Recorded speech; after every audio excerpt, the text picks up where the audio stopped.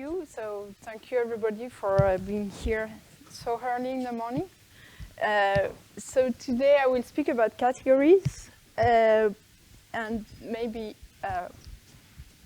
so my first section will be on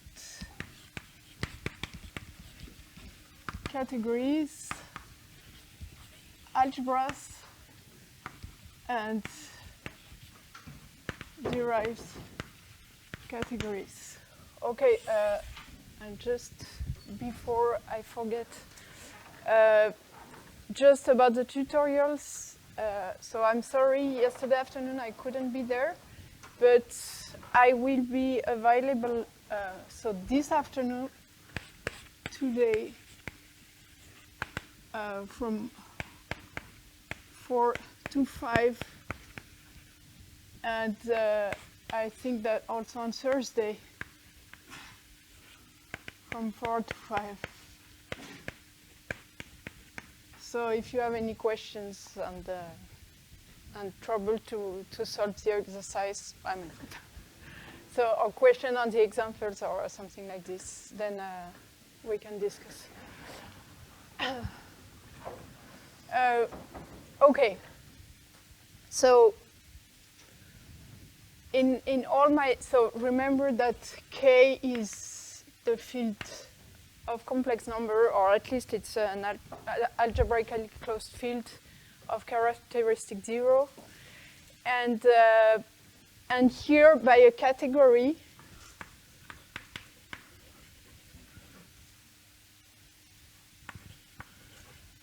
I mean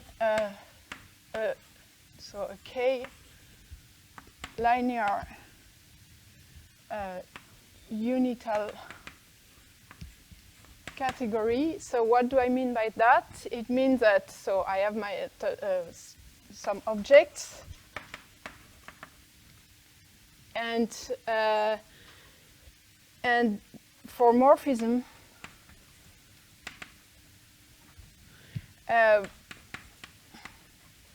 so the morphism in C, so this set has a structure of K vector space, and the composition of morphism is linear in both variables. Composition is K linear, and by unital I assume that I have one X that belongs to CXX for any X. So I have one unit here, and a typical example, which may be a bit stupid, but if you take C with one object, so then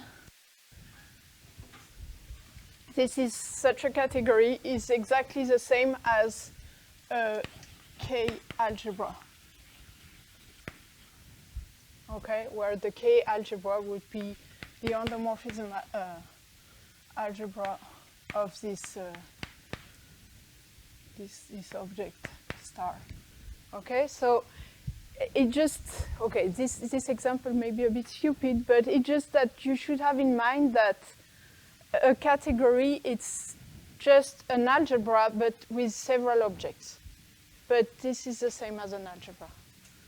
It's just an algebra with several objects. And this will be important later. So another example is I take Q, a quiver. So quiver is just a finite, well, maybe it may be not finite, but oriented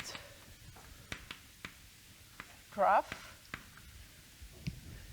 And then from a quiver, I can easily build a category like this, a K-linear category. Just the objects will be the vertices. So I will denote the objects, and you will understand later why. Pi for I vertex. And the morphism, so home from, I should maybe, well, I don't know, I write Q. Maybe I did not Q this category. I don't know if it's a good notation. So this vector space is just a vector space generated by the path from I to J. Okay? So, for example, like here. And the composition is just is just the composition of path.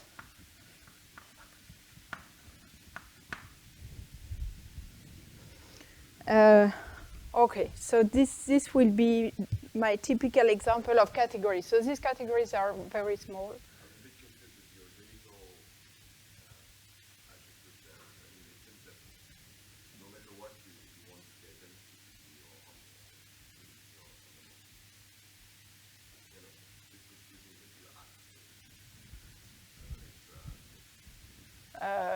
I mean, it's just that in general, in the definition of a general category, you don't ask for unities. Not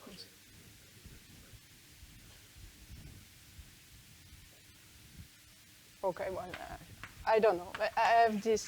Okay, just. Yes, of course. I mean, it should be that when you compose one x with anything, you get. I mean, yeah, it's a unity. So, yeah, I didn't write the axioms, but so maybe one very important axiom here in the morphism is just the composition is associative, and this is.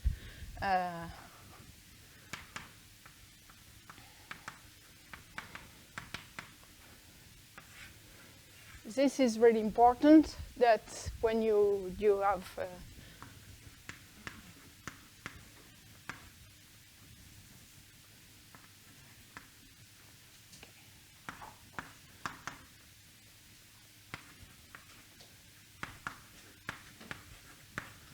so you ask associativity here, and this is associative algebra here. Okay. Yeah. So now I would like to explain you a bit what is the derived category of an algebra, and for this, so just I start with lambda, finite dimensional.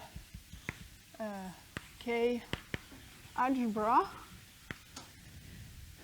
and then I can define what a so I denote by mod lambda the category of finite dimensional lambda modules. I usually just work with right modules.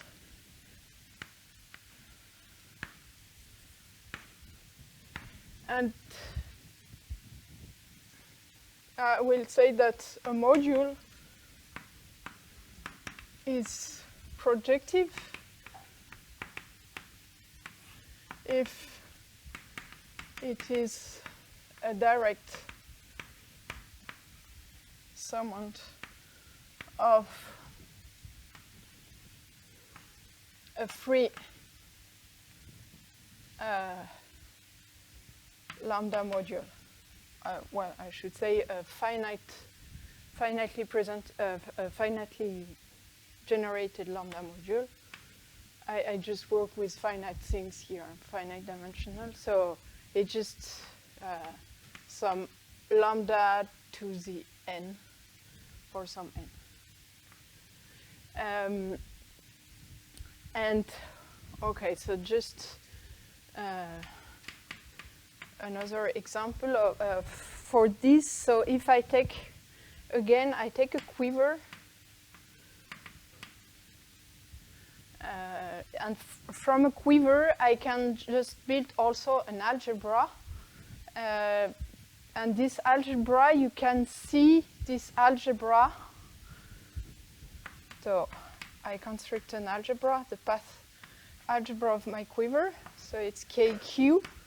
And you can think of this algebra as the endomorphism algebra of all these objects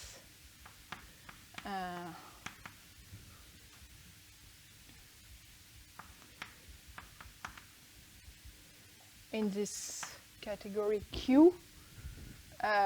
Okay, here I write a direct sum, and here I mean this category is not additive, but I can take some, I can enlarge it by taking direct sums, and okay, so this is just a way to see it, or it just as a vector space is generated by all the paths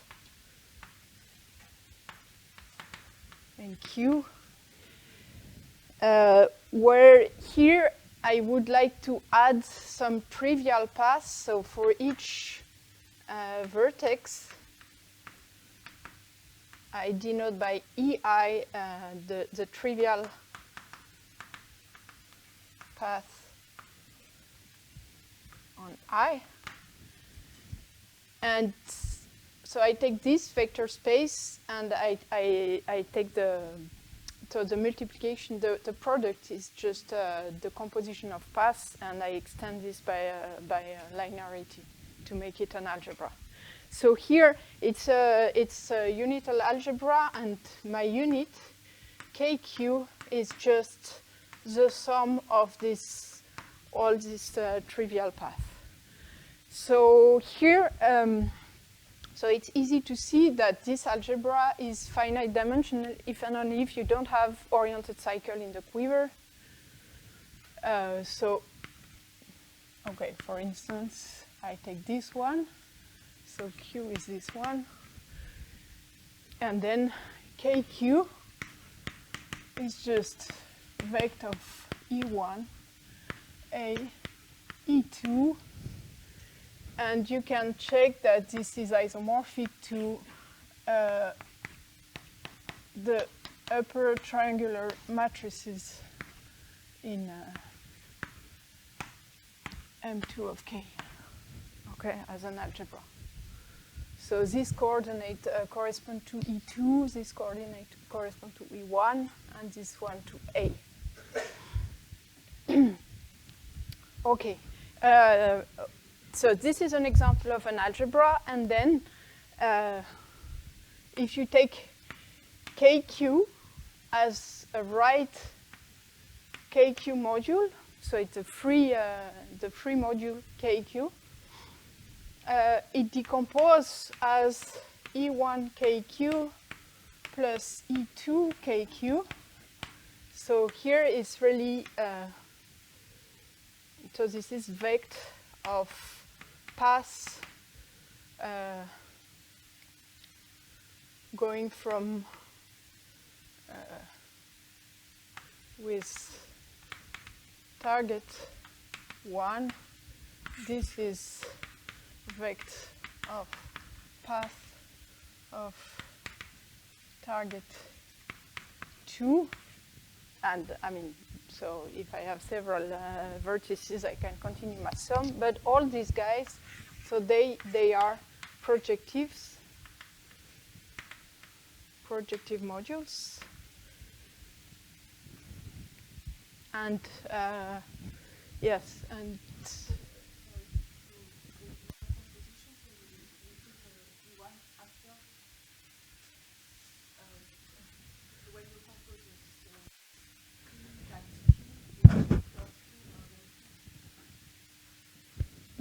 compose like functions. So this is really vector of E1 in this example, and this would be vector of E2A, but A I can write it E2 times A. I have this equality because E2 is a trivial path ending at 2, and so that's why it belongs to here. And I decompose this, so it's really decomposing this matrix with column vectors. Or line, maybe lines. Oh, yeah. Okay, I messed up if I do right or left modules, but okay. Okay, and then one can check that the projective KQ modules, in fact, it's just as a category, as a subcategory of mod lambda, it's really the category. So it's the additive category generated by Q. So meaning here my object, they are direct sum of pi to some power. And the morphism between these objects are really given by path. Pi is so pi is this one. So this is P. Right? Yeah. Pi is EIQ And here in this, so it's a canonical equivalence between these two categories, and it's really here I send EIKQ to PI, the object corresponding to the vertex I here. So that's why I use this notation PI, because you can think at this object as a projective module. Right? Yeah, well, when I defined it here, it was not a projective module, it was just an object in an abstract category. So, sorry, I should have. But now you can think that they are the same, so they are projective modules. So here I am just, this is this setup. So I take from a quiver gives me a category. And I just denote my objects by pi for any vertex I. Is that okay?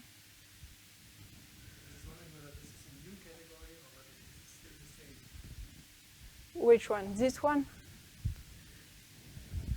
So proj KQ is the subcategory of mod KQ. So I start with Q, I form an algebra, KQ. Then I look at the projective KQ modules, and this gives me a category. This is a subcategory of the module category. So this is this category. This is just, this is in mod KQ. This is a full subcategory of mod KQ, and this one is just, I start with a quiver.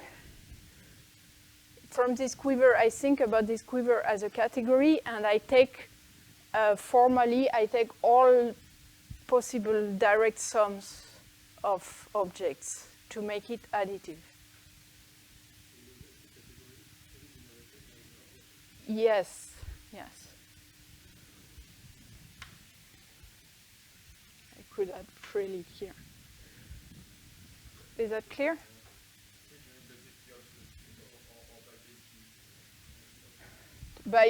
Okay, I'm sorry. I thought it was very simple, but then everybody is lost now. Okay, I denote CQ this category, okay? So this is the CQ, maybe. Okay, this is just an abstract category constructed from the quiver, and now here I want to. Okay, maybe it's better now.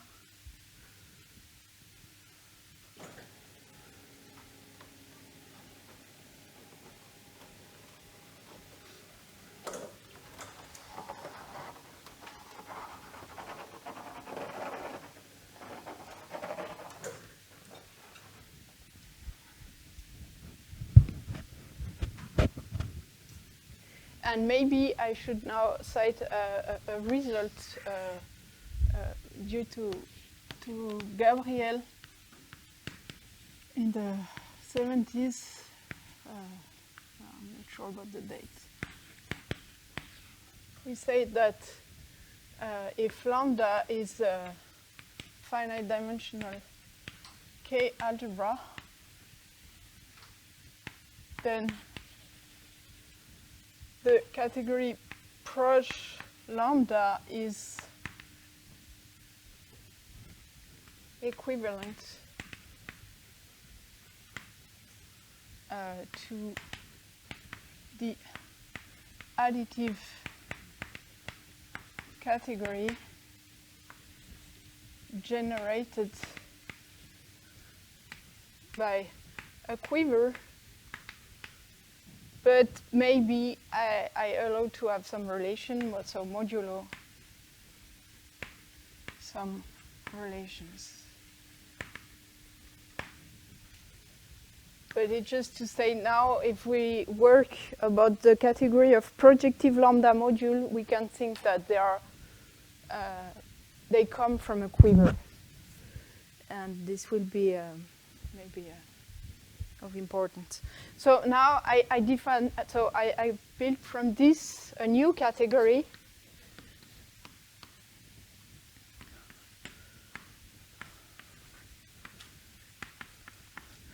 So this one is a bounded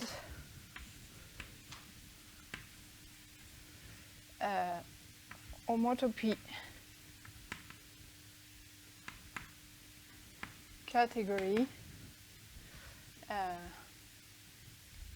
of projective lambda modules.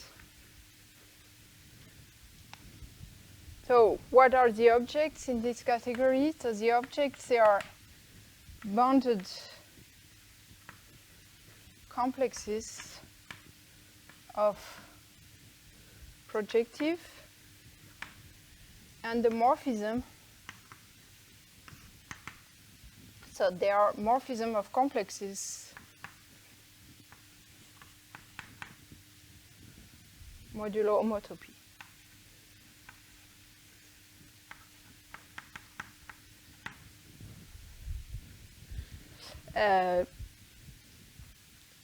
So just, I come back to my example here. So I take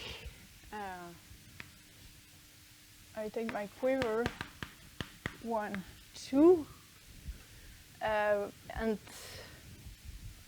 so in fact here, so while here I don't have so many morphism in my category, and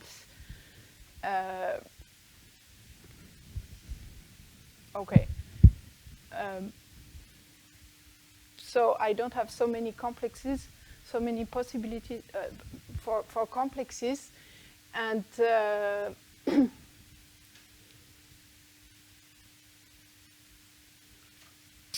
okay, and then so here, so the indecomposable objects or objects of KB approach KQ, they are, so P1, so the complex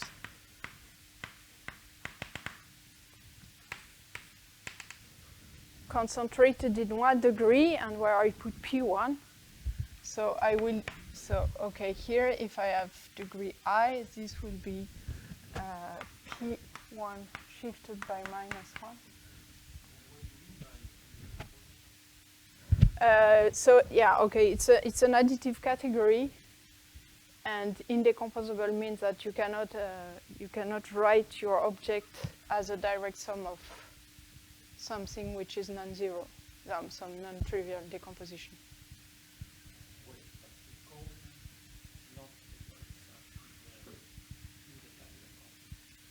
What?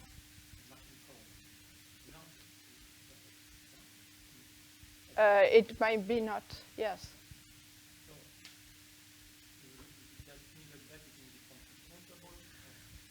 Sometimes it decomposes, sometimes it does not. So here, for instance, I have this object in degree I that I will denote by P1 shifted by minus I. So this is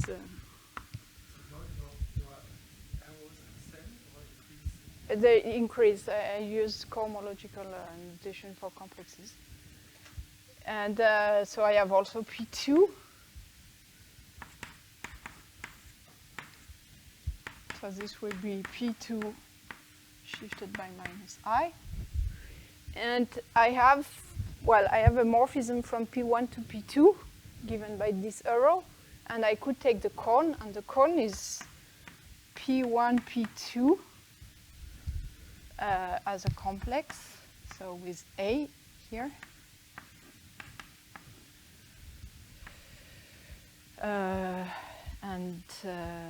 Okay, and I could move this, of course. I have all these shifts. What the degree you want. I mean, they could. Okay, maybe here I put 0 minus 1, but I could take a. I mean, all these complexes, they are objects in my category of complexes of projectives. But you said the cone. So yeah. Okay. So the cone of. So if I take P1 in degree 0, and then I take the map from P2 in degree 0, then the cone is exactly P1, P2 in degree 0 here, minus 1 here. So this is okay. So this is a cone of A in degree 0. So if you want, I'm just, so here it's just very messy. So this one is the cone of A as a map from P1 in degree 0 to P2 in degree 0. So just to show you so what are the morphisms between these objects?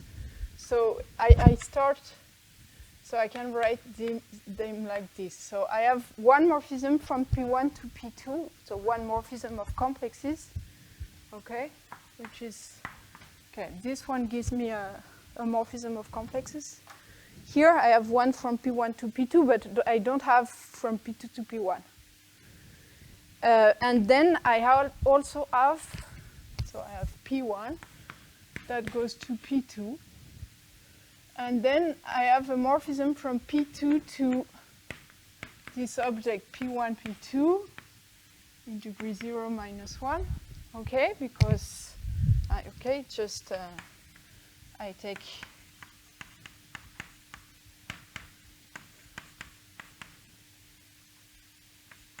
okay.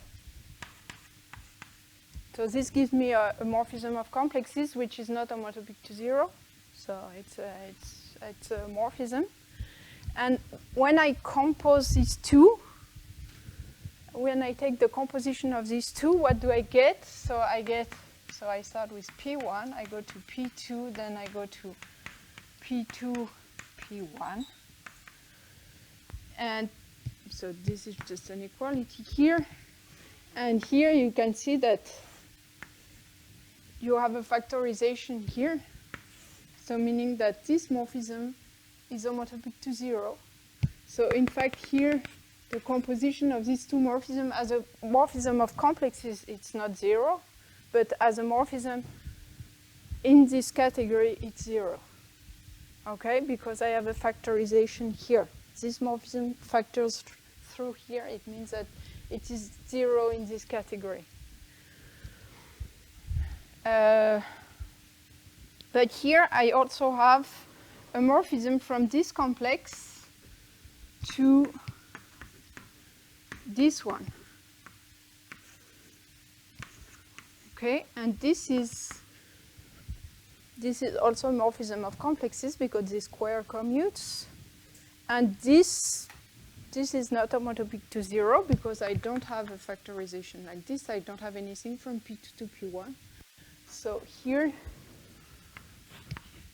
I could write this like this. I go to P1 shifted by 1 because it's P1 in degree minus 1. And this composition is 0. Okay?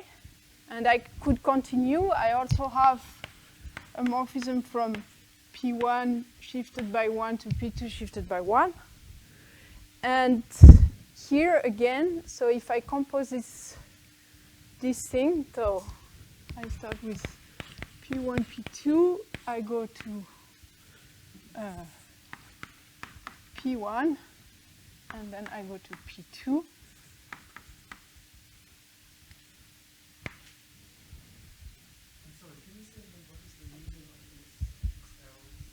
So this means that there is a morphism in this category KB Proj.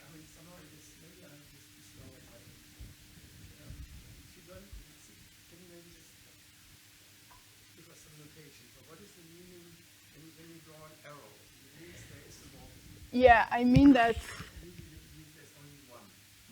Okay, it's. I mean, it means that we should know which morphism it is. Then when we have this dotted line, what does it mean? No, it just means that the composition of these two morphisms is 0. But I want to say that it was not 0 as something, but it was 0 as something. Yeah, it's not 0. It's not. Write it down. Okay. What does it mean? So it means actually digest it. The composition of this morphism of complexes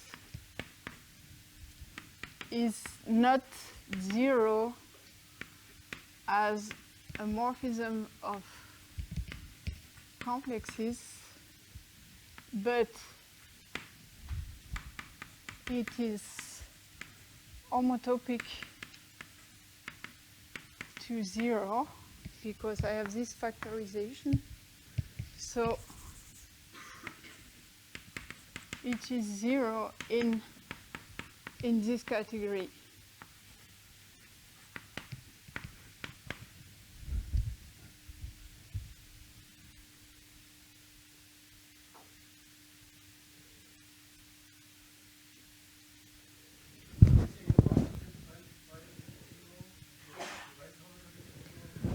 Because this morphism is really this one.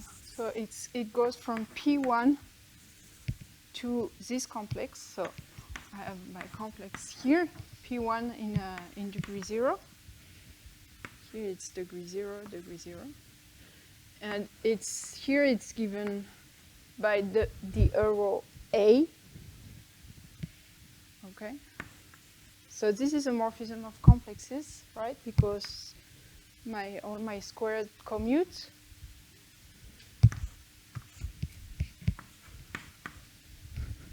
But this, here I have also A, and here. I'm just confused. The morphism from P2 to what the second arrow is at the top of the board somehow looks very different at the bottom of the board. It should be, I mean, the P2 was in degree 0. So this, okay, this is. So this is a morphism. This arrow I see, this is the A on the bottom. Here. Yes. So it's a morphism. It's a morphism in the category of projective. Translate the upper bar to the lower bar. So the Here. arrow from P1, P2 is the A. Yes. And the This second one is this. where is it on the lower bar? Okay, I do it again. So I have my complex like this. I have my complex like this. And I have my complex like this. No, I'm completely... No.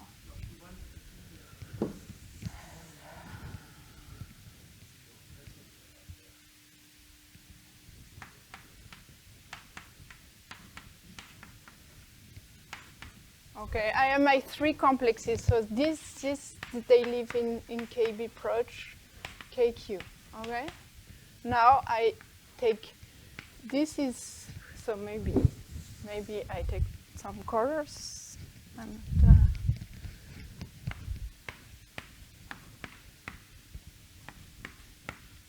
Okay, this is a morphism of complexes, and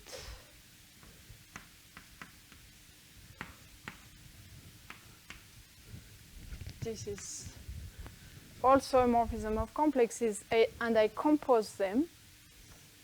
And when I compose them, what do I see? I see that I have some factorization like this.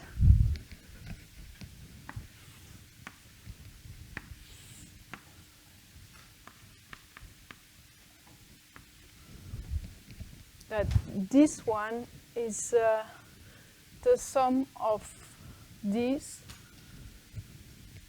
So it's homotopic to 0.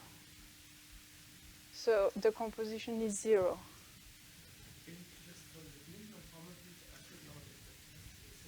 It's just that there exist some maps like this, such that this one is this plus this, and this one is this plus this, and so on, or up to sign.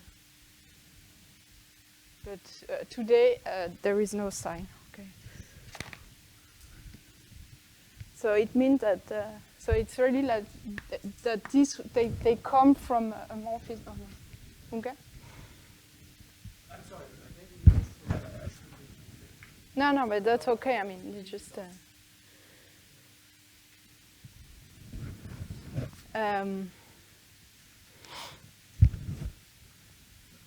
Okay, so this is just an example of such a category. So you can see all this, and here you have the same phenomenon that the composition is also 0 for the same reasons.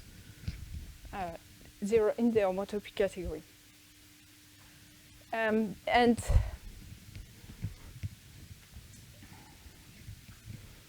okay, and so maybe just to motivate a bit what we are looking at this category in general, this category.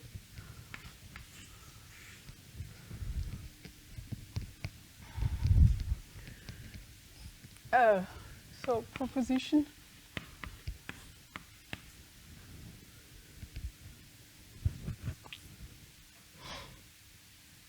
So there is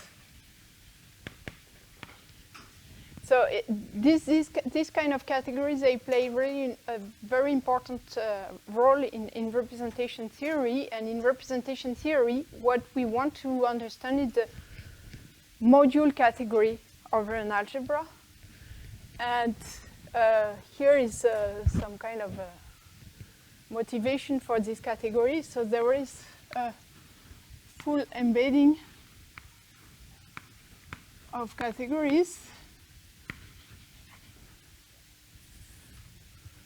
going from mod lambda to, so in general it's not KB proj, it's K minus proj lambda, so I didn't define, so these are not bonded, it's just bonded on the right, but they may be infinite on the left, so it's bonded on the right. Okay. Going from mod lambda to KB, K minus proj lambda. So it means that this category, so this is the category we would like to understand, it lives in there. And this functor is really, you take a module M and you associate it's what is called projective resolution.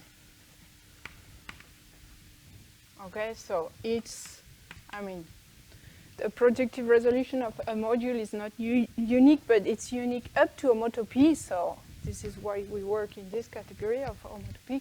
And if you have a morphism of module from M to N, you get a morphism from its projective resolution. So it really lives inside, and if every module has a projective resolution of finite length, which will be the case in what we do now, then it's really something from mod lambda to KB approach lambda. So this is not always the case, but in what we do, this would be the case. It's unbounded, so it's bounded on the right, so it's really something like this. So I have some zero here, pi minus 1. But here it may continue infinitely.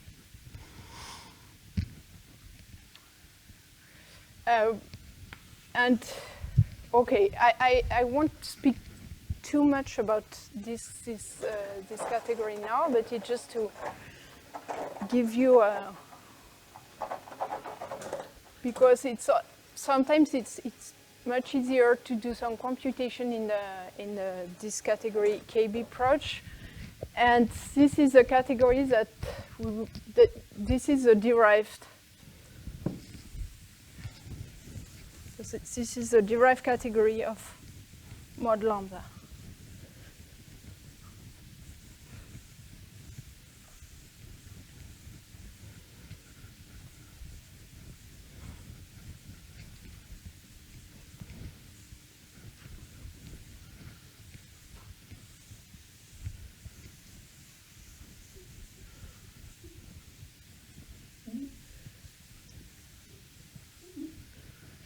So maybe here, this one, okay, I will, yeah, okay, so maybe, so in general, yeah, so in this case, this one is really the bounded derived category of mod lambda module. So if you know, there are some other definitions from this, but they are really canonically equivalent in this case. So this is the derived category of of the theorem I told you yesterday. Okay, and then maybe just also because something, so if I take M and N modules, what I can do, I mean, what is important in this category, so you may consider extensions.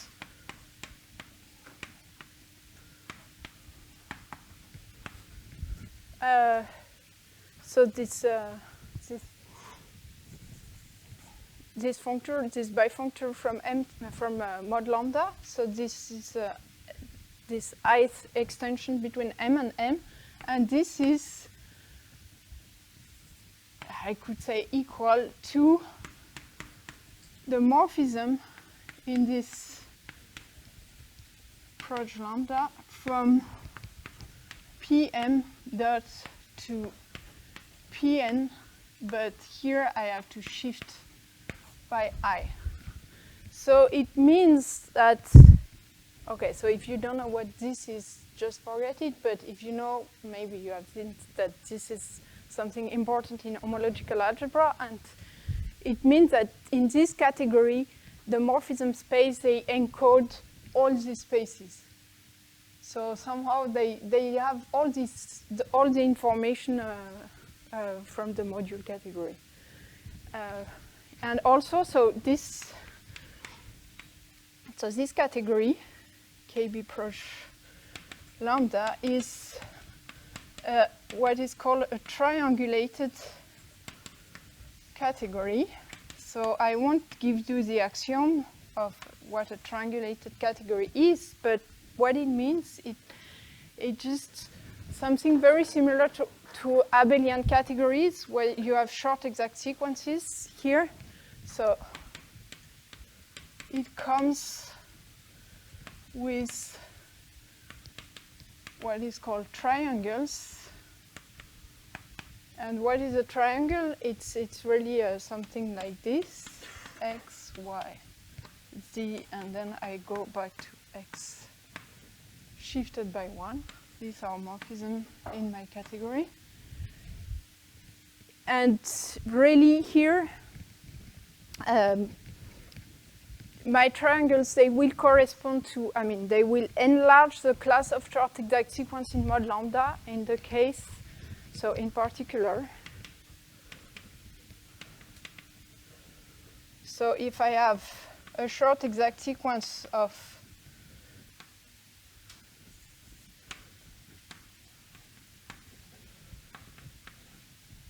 a short exact sequence in mod lambda, then I will get, by my embedding, I will get a map from PL to PM, a map from PM to PN, and I can complete this into a triangle in a map from PN to PM shifted by 1, and this, so this map, so it's something in here where I equal 1, so it's something in x1 of of nm, so I have to, but and as you, okay, no, sorry, this is a L. So this is something in x1 of NL, and you may know that the element of x1 of NL correspond to short exact sequences, and this is this one, through this bifiction, this map corresponds to this short exact sequence. So it's really, so this is a triangle in KB approach. Okay, it's just to motivate a little bit the study of this category. So now I would like to speak about A infinity categories, because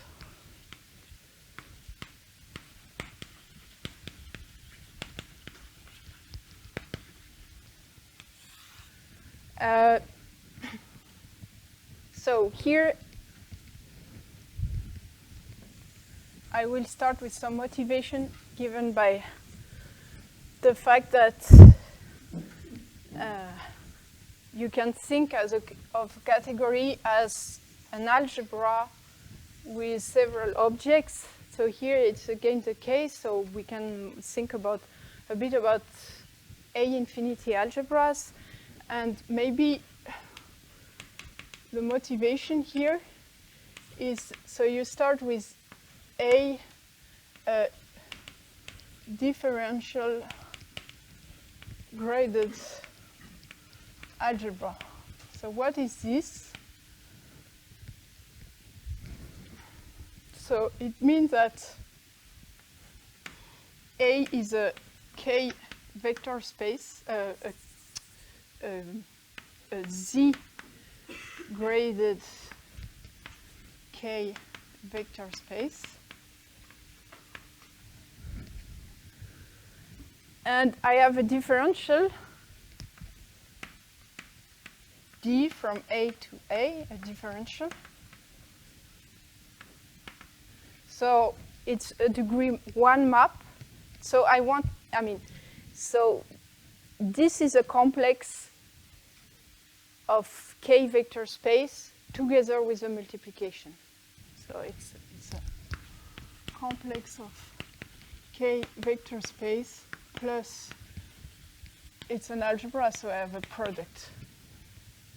Okay, so it's a complex. So I have A splits into homogeneous graded component, and I have a differential. So it's a degree 1 map that satisfies D composed with itself is 0. And so this is the definition of being a complex of K vector space. And I have a product, so it's also an algebra. So I have a product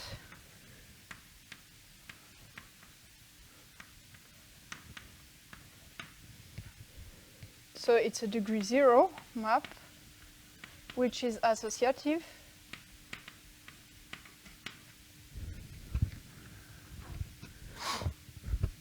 And I have something more, since I have two different structures here. I have first the structure of complex, secondly the structure of product, and I want this to be compatible. And the compatibility is given by the Leibniz rule.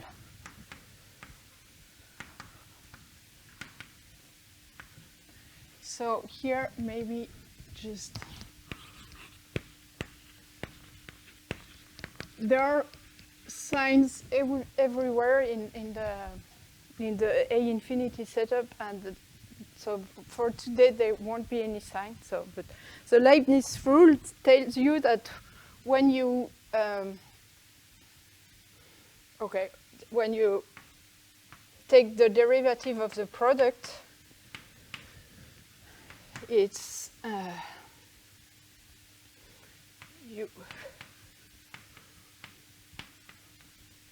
okay, so this maybe it's plus minus mu of A d of B. Okay, you have something like this. When you take the derivative of the product, you have something like this. And the sign, well, depends on the convention and depends also of the degree of A and B. So just, but you have this kind of equality. Okay, so now the idea is that we want to generalize this, and somehow we want to consider these two maps are as the same kind of maps. So this one I will write it by mu1 because it's really it's only one element, and this one I will write it by mu2 because I give it. I mean, it's two elements and it gives you one. So now I would like to have a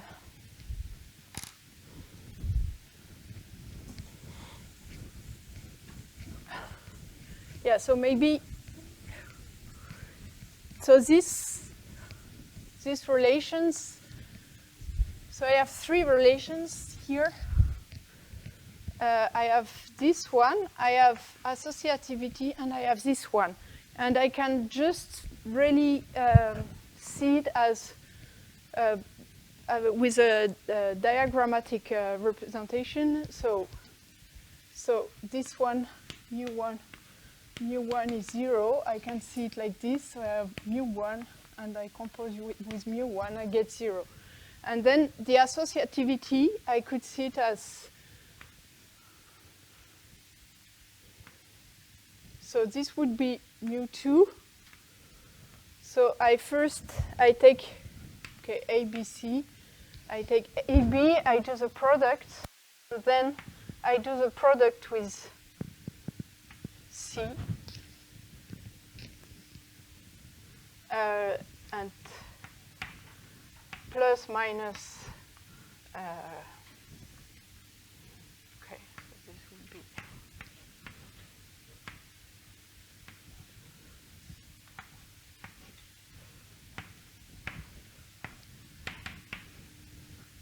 I have something like this.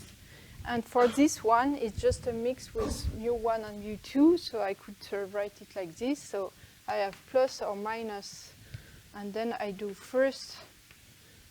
A, B, and then I compose with mu1, plus minus, first I do mu1, A, and then I do mu2 plus minus. I could first start with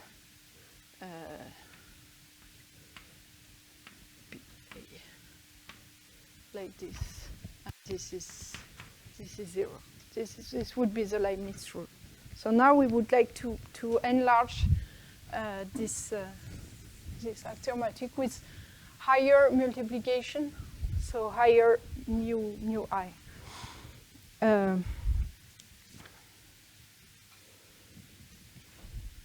Okay. So definition. So A infinity category A is given by, so I have some objects, some morphism, so meaning that for any x, y in A, I have some set of morphism from x to y, and this is a k, a z graded vector space.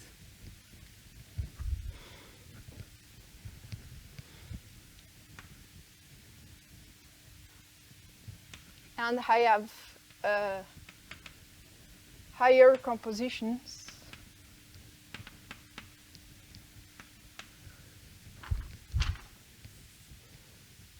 So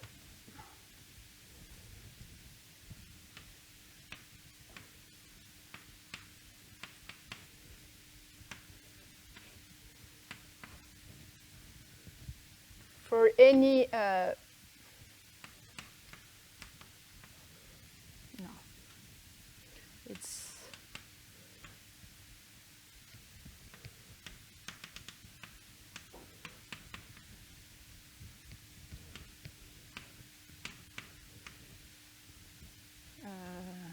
should start with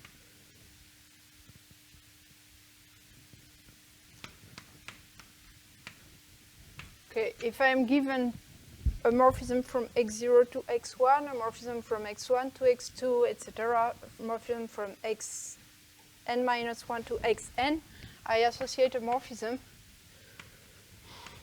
from x0 to xn, and this higher composition I denote it by mu n, and so these are all k vector spaces which are z graded, and I want this map to be of degree, this is also z graded, so mu n is of degree 2 minus n. So here this is, I mean, this 2 minus n is the same 2 minus n as yesterday. Maybe we will see this later.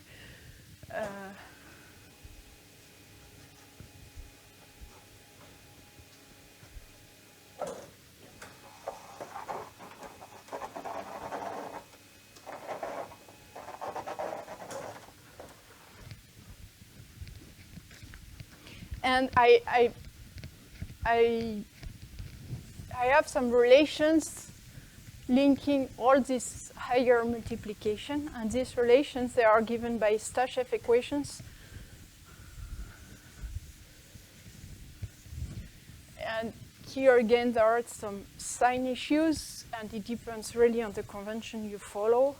So there are also some different conventions. So, but it can be written like this.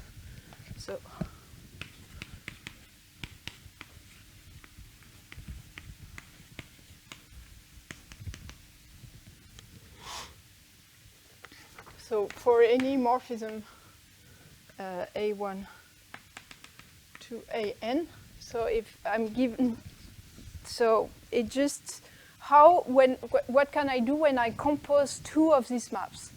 And I take all the possibilities of the composition. So here I have n entries, so I have n a1 to an. So what can I do? I can take something here between a. Okay, maybe I should write it in the other order. So here I have a k to a k plus j, and here I can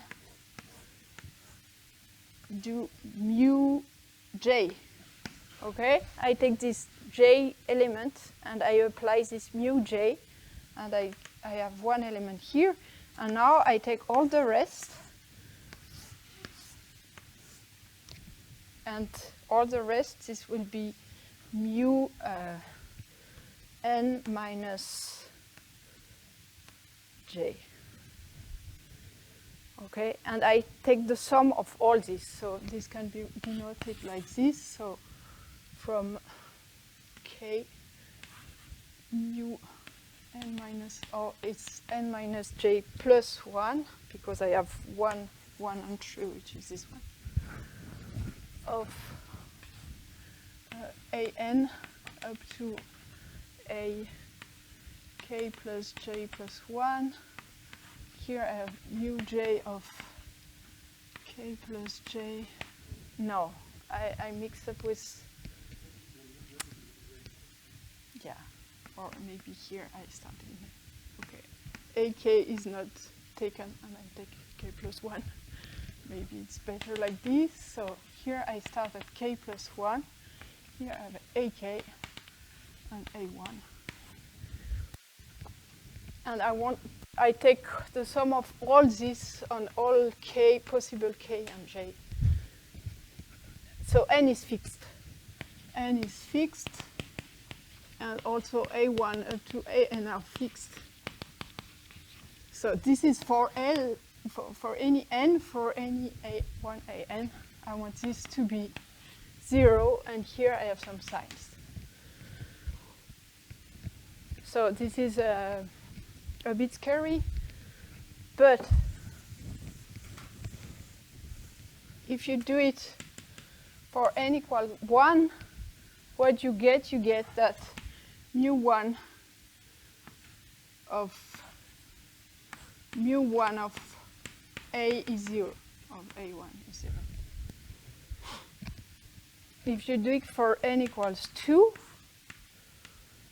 you get Leibniz.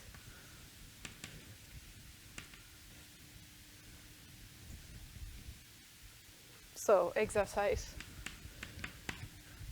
If you do it for n equals 3, so here I have these 3 entries. So I don't get the associativity exactly because I have some extra terms. So I get that. So it's mu2 of so.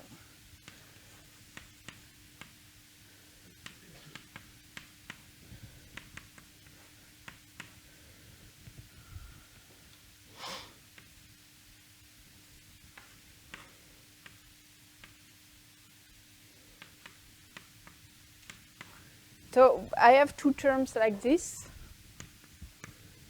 but I have also some terms coming from mu1 and mu3, so I could first do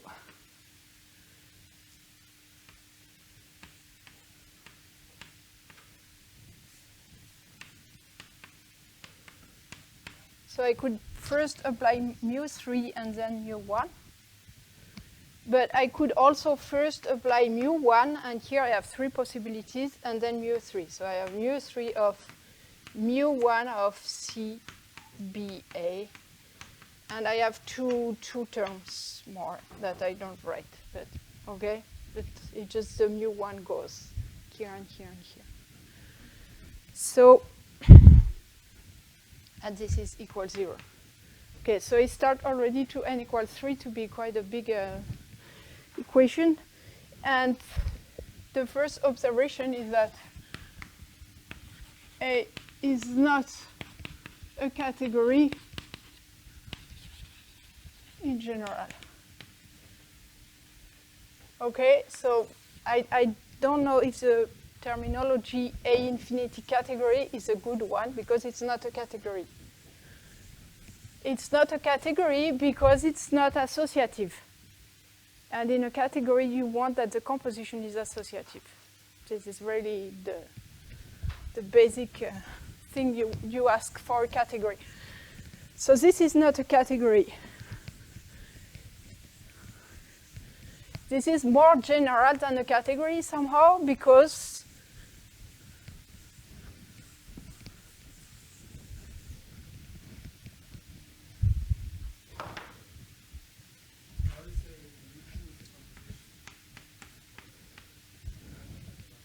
so mu2 you can think as a composition because you are just start with two composable morphisms and you compose them, but it's not associative. But conversely, I mean, any K linear category is a infinity category. And it's just that if you take just a K linear category, so here everything is concentrated in degree 0. And for this composition, you just say that mu n equals 0 for n different from 2. And so if you take all this, okay, what you get, well, then, so here you don't get anything. And here, what remains is just this part, so here you get associativity. So it's really, you can think of this as a generalization of a category. So now I will, yeah, I have to. So I will come back to what I said yesterday and to give you another example. So yeah. So now we come back to the setup of yesterday. I start with S, M, and eta, a graded surface. And I will define, I didn't have the time yesterday to define this, so I defined a full system of graded arcs on S and eta is a collection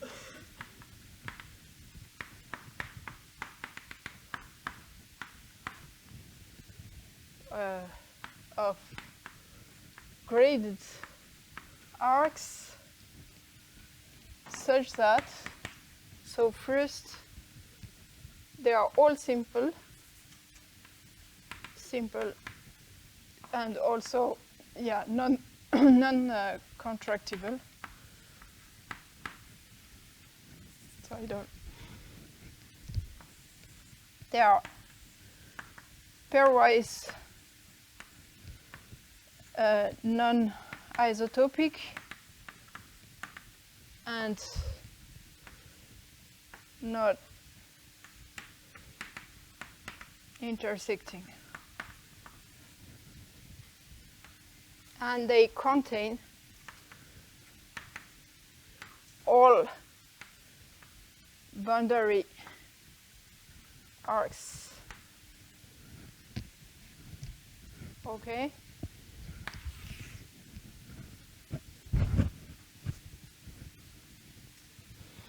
And So from this data, I will construct a infinity category.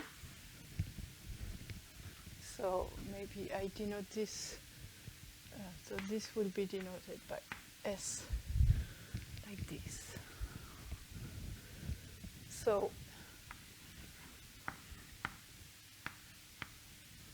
the objects, they are the x1 up to xl, and the morphism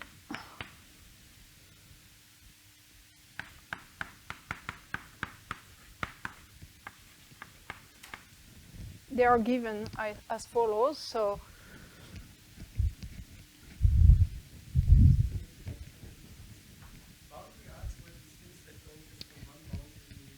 yes, so okay. So Maybe here I write my. all the boundary arcs would fulfill your definition. So I mean, Yeah. it must be missing. No, it's a. You say full maximum. Oh yes, you're right. No, not maximal. Yeah, of course. I forgot the the main hypothesis. Of course, there is something missing. It cuts out S into disks. Sure. Yeah, you want this. So it's not maximal. It's not necessarily a triangulation. It could be a triangulation, but. Yes. It just, S.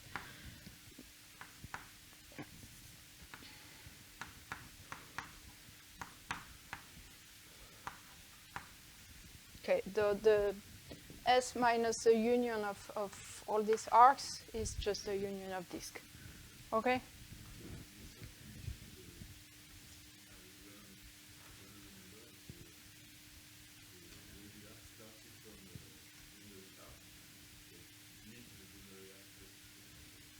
Yes. No, the boundary arcs is not the same as boundary segment. Or, yeah, I give you. Yeah, no, but it's just, I mean, there are many different terminologies, so just. Oh, no, but, and in fact, okay, no. Sorry. So, yeah, I give you an example and then you see. Okay, so here will be my example. So I take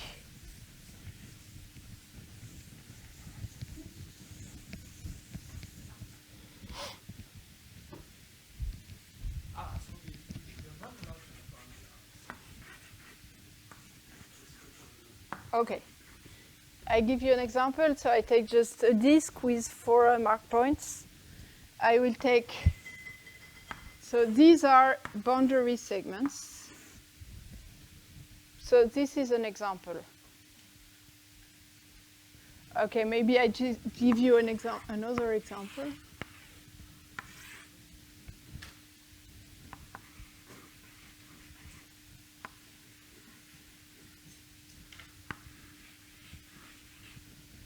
So here I have to take all, okay, maybe I wrote them like this, in orange.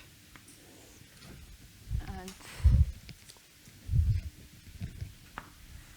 okay, this would be an example. Here I could take, okay, I take all the boundary segments first. So I will. Okay, these are my 3 boundary segments. So here I am on the cylinder, but here it does not cut out my surface into disk, so I have to add something. So for instance, I could add this, and now this is okay. But so this one is okay. It cuts out my surface into disk. It's not maximal. I could add another arc like this, for instance. This is still okay. Okay, I can complete this. So a maximal collection would be a triangulation, but in general, it just cuts out into polygons that are not necessarily triangles. Yeah? Is that okay? So in this case, I'll just take 3. Yeah, no.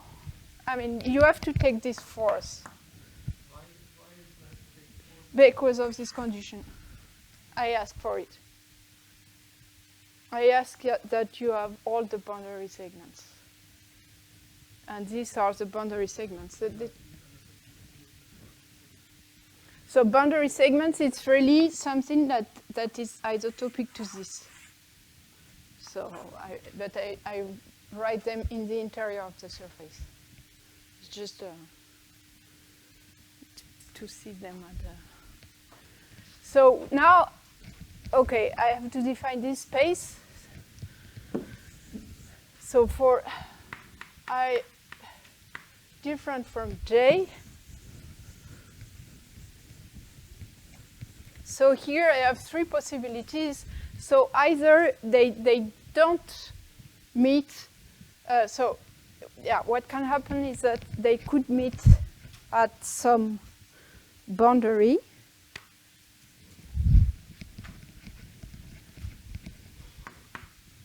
So here I have something in M, and here I could have xi, and here maybe I should take a third color.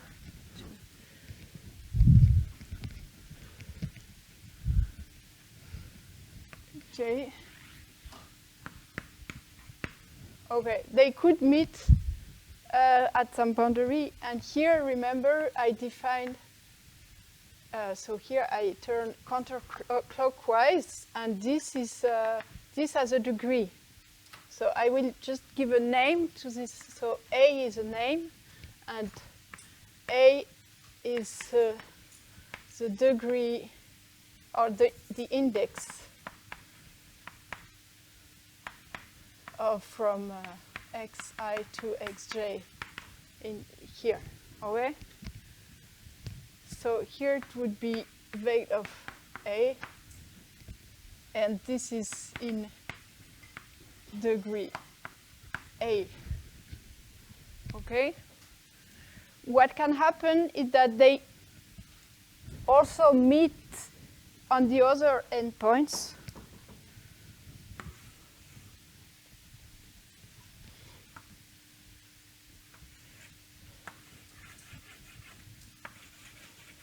So I could have something like this. So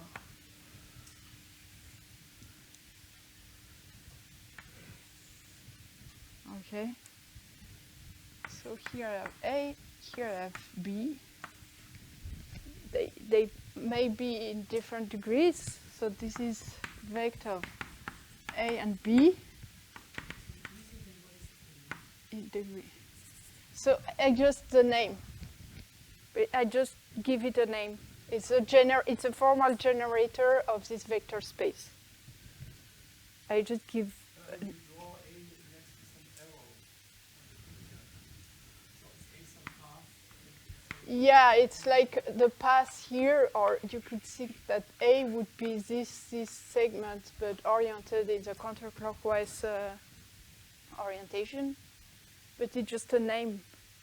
So yesterday I defined the index of this intersection if the two arcs meet at some boundary segment or at some marked point, marked segment. I defined what the degree of this thing is. I defined this, right? So it depends on the choice of the grading of these curves with respect to the line field.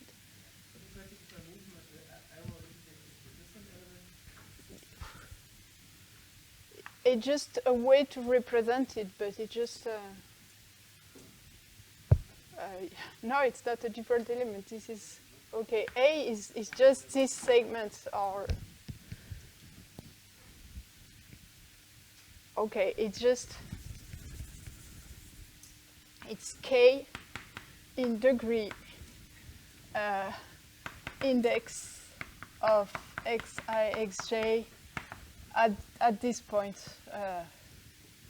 Okay, and here it would be k squared, but okay, k plus k, and this one is in degree index of this intersection,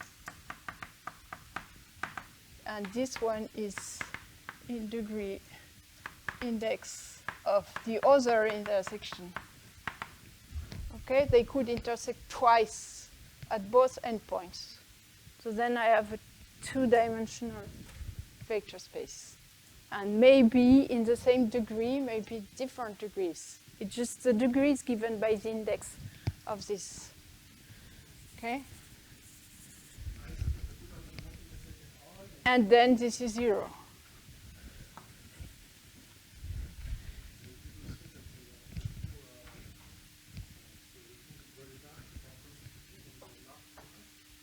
No. You could have something like this.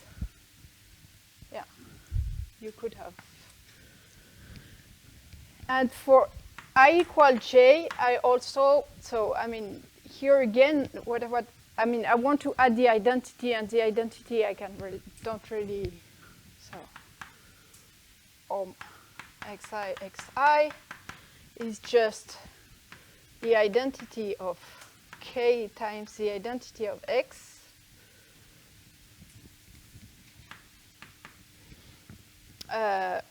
or it's the identity of x, and this is in degree 0, the identity is in degree 0, and the identity of x plus k, and this one would be if the curve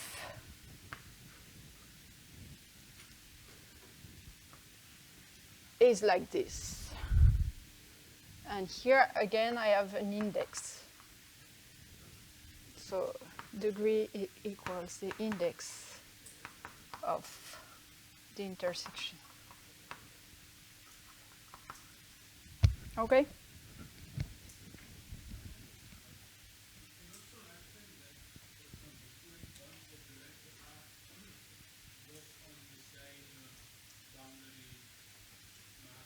Yeah, this is the case here. It can happen. Here, so if it's like this, and then this one goes somewhere else, then you are in the first case. What could also happen is that they would, I mean, it could also happen that you have, okay.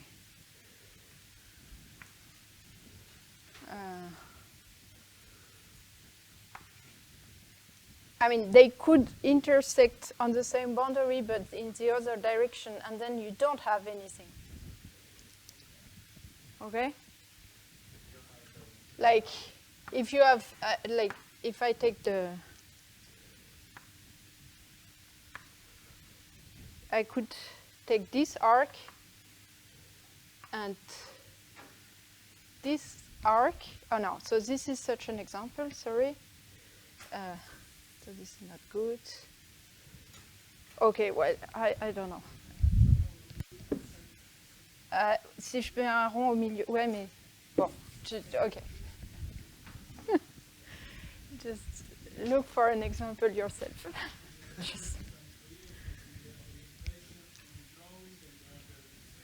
Yeah, the orientation is always you go counterclockwise around the boundary components. This is something important.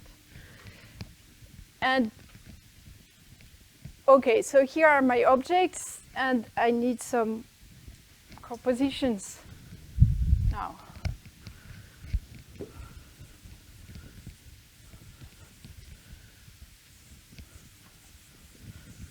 So what are the compositions? They are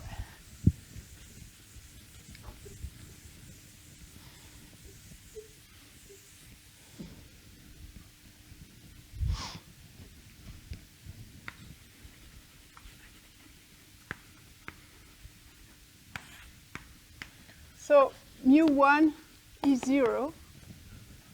So good news to start with, and then mu2 of AB. So here, I'm sorry, Gregor, but I will name my morphisms by A and B. So it will be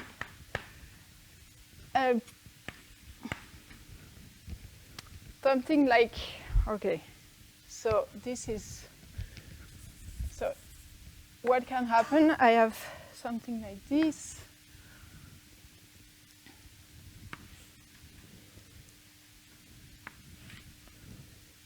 And this is really, here I have B, here I have A. Okay, and this is AB, and maybe this is something I should have said yesterday, but if you have such a configuration, so I have my 3 graded arcs. I have an index from this arc to this one. I have an index from this one to this one, and I have an index from this one to this one, and they add each other. So the degree of A plus the degree of B equals the degree of AB, so that's why I want also to write it as AB. So it's an exercise from yesterday. Okay.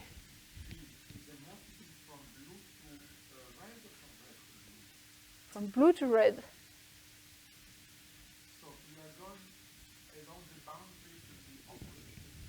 Yeah, I'm always do counterclockwise. That's not the boundary limitation. What?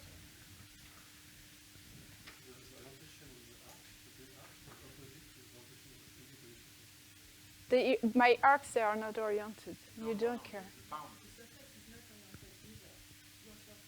It's oriented. It is oriented, and my orientation in my convention, I'm just going counterclockwise around each boundary component. It's what the problem is with that.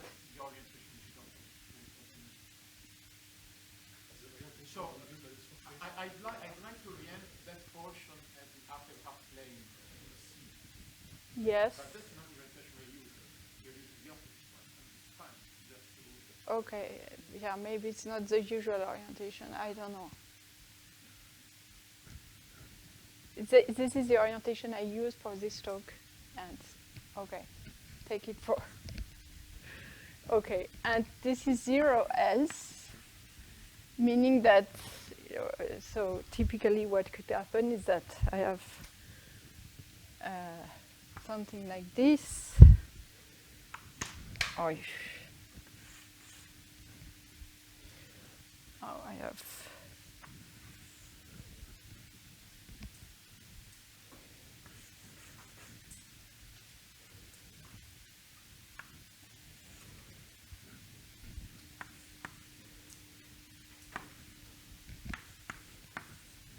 Okay, in this case it is 0. Because, well, a priori I don't have any maps from the violet to the orange. Even if yeah, they could meet somewhere else, but this composition will be 0 anyway, in this case.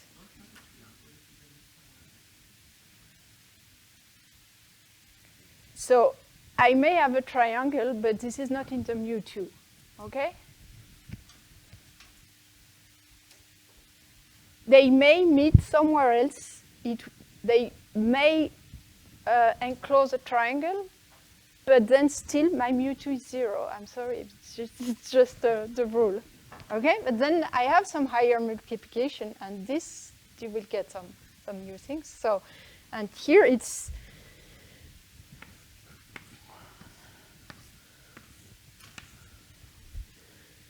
So now if I have some arcs like this, so it's the same picture as yesterday. Okay.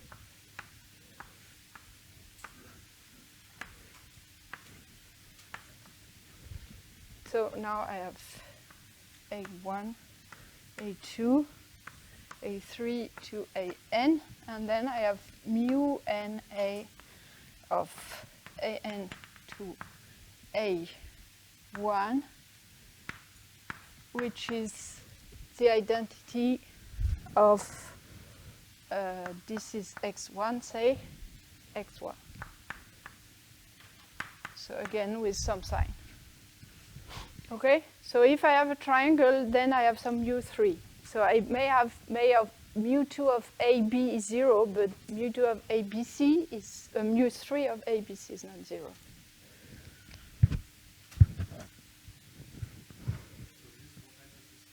So it's for n at least 3. I mean, for n equals 2, it would be 2 isotopic arcs, and this is forbidden anyway. So for n,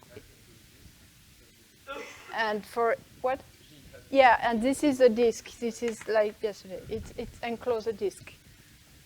And then you see that the equality of yesterday of the sum of the indices being n minus 2 or 2 minus n, I mean, it makes it this one to have the good degree because this one has degree 0. This is the identity. And you have a bit more, in fact. So here I may have some B. That would be here. So maybe I have some arc like this. And here I have some B. So I ask this one to be 0. So if you give me just 3 more minutes, I will give you an example. And this example would be an exercise to check. Okay, so now maybe I should first state the result. That proposition by HKK AS is A infinity category. So it satisfies the star-shape equations. And you can check it. Okay, so I will take this.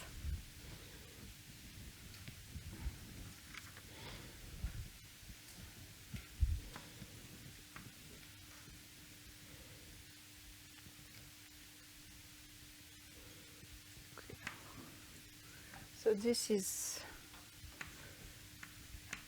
A2, A1 second, A1 prime.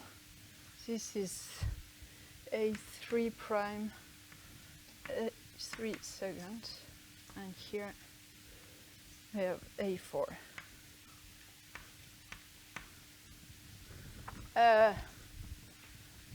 And here, yes, this is A3, and this is A1.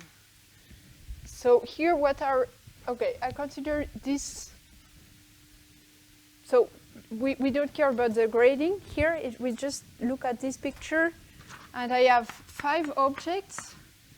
Maybe I should give them names.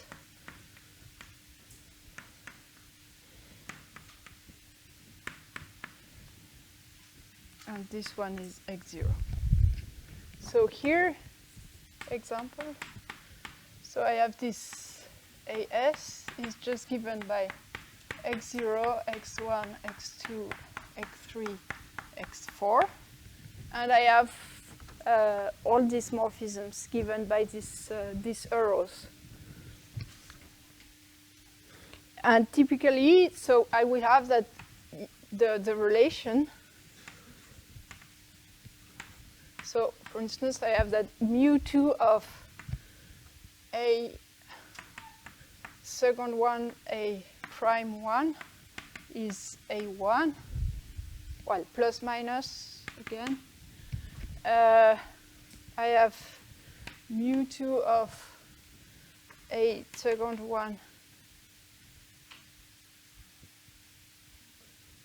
A3 is 0. Okay, I go from x3 to x0, from x0 to x2, but this is 0. but I will have some mu3 which is non-zero. So for instance, mu3 of A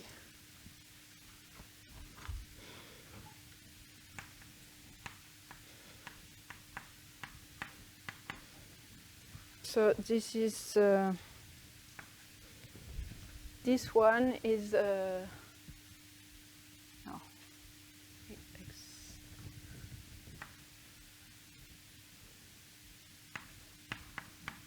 Okay, I have also some mu4, non-zero mu4, which is A4, A3, A2, A1 is 1x1.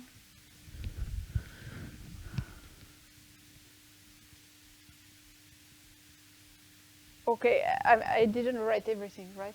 But you can complete this and you can check the relations. So for instance,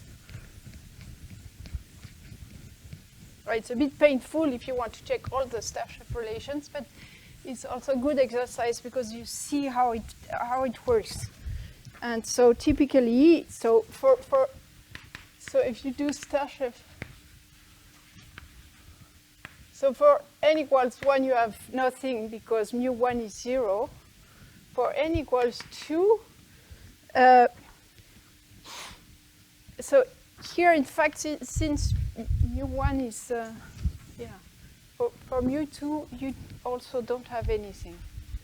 Because here, there are no associativity somehow. Because, I mean, if I, yeah. But, and yeah, this one also is empty. But for n equals 4, for instance, you can check the Stashev equation on these guys. Oh yes, I forgot something on my relation. I want the identity to be the identity, so it means that mu2 of A1x is A. Okay? I forgot this and the reverse also. And here, if I have one identity here, it's 0. So mu n of something identity is always 0. I forgot to state this relation, sorry.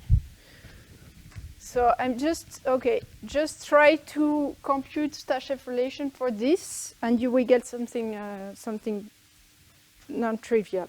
And for n equal 5 also, you can check it on A4, A second 3, A prime 3, A2, A1. If you write what remains, I mean, almost all the things will be 0, but you have some non-zero term, which are, okay, typically, which are, you can do mu2 here, and then mu4. And you get something which is non-zero, okay? So sorry, I'm just stop here. So this is an exercise.